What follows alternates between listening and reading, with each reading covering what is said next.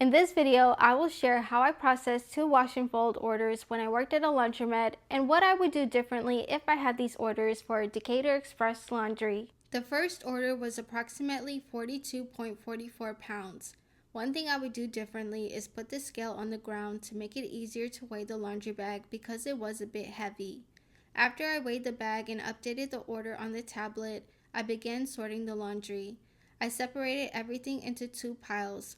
Whites and lights in one pile and darks in another pile. I did that for 2 reasons. The first reason is there wasn't enough white clothes for me to put the white laundry separately from everything else, so I combined it with light colored clothes. The second reason is I was trying to reduce the number of machines used for this order. However, if I had this order for my wash and fold business, I would have separated all of the jeans into a different pile, which would mean I would have had 3 loads instead of 2. As usual, I turned t-shirts and jeans inside out and I checked all pockets to see if anything was left inside of them, and as you can see, there was a pair of earphones in one of the pockets. Here's how the piles turned out after I was done sorting. The second pile was quite big, so I put it in a 40-pound washing machine and I used 2 detergent pods for that load. For the smaller pile, I put everything in a 30-pound washing machine and I selected cold, delicate, and deluxe for that load. For the larger load, I selected cold, delicate, and ultra on the washing machine. Both the deluxe and ultra cycles include an extra rinse cycle, but the ultra cycle is meant for heavily soiled items. This customer has pets, so some of their items had pet hair on them even after they got washed. If I had this order for my wash and fold business, I would either use a pet hair catcher in the washer, or I would use a lint roller to remove the pet hair before putting the clothes in the washer. I would also consider using some bounced pet hair dryer sheets in the dryer. If you have pets, let me know in the comments what you use to remove pet hair from your laundry. After I started the washing machines, I wiped down the folding tables. I like to make sure they're clean and sanitized before I fold laundry on them. Once the clothes were done washing, I moved everything into 3 dryers.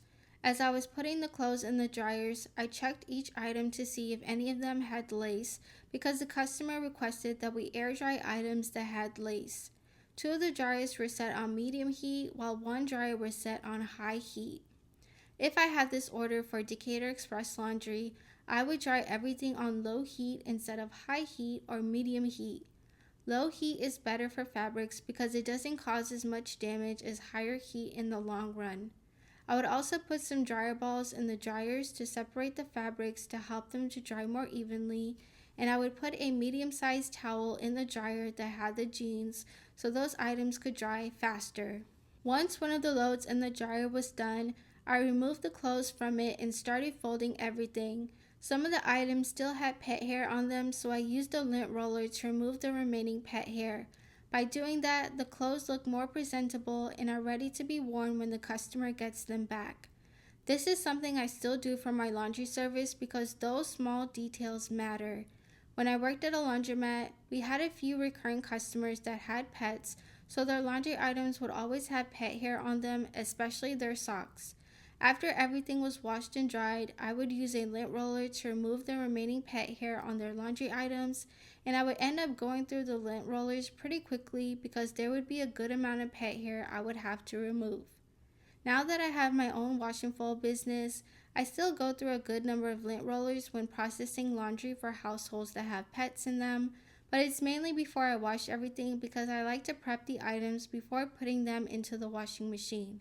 If there's still pet hair after I wash and dry everything, then I'll use a lint roller again to remove the rest of it.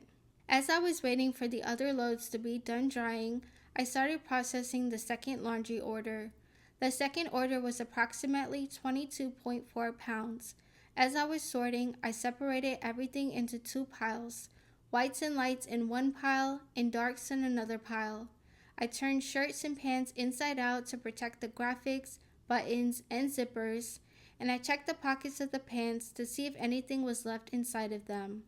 I put 1 load in a 30-pound washing machine and the other load in a 20-pound washing machine. Both loads were washed on a cold, delicate, ultra cycle. In a moment, you will see the final look of both orders after they were folded. Although I did a good job with folding everything, for my laundry business, I would use a folding board to fold all of the shirts to get a more uniform look. Thank you for watching this wash and fold breakdown of how I processed 2 laundry orders when I worked at a laundromat and what I would do differently if I had these orders for my laundry business. If you're interested in booking a wash and fold service, or if you would like to learn more about our laundry service, then please visit our website, DecaturExpressLaundry.com. On there, you will find more information about our service tiers, prices, and intake form.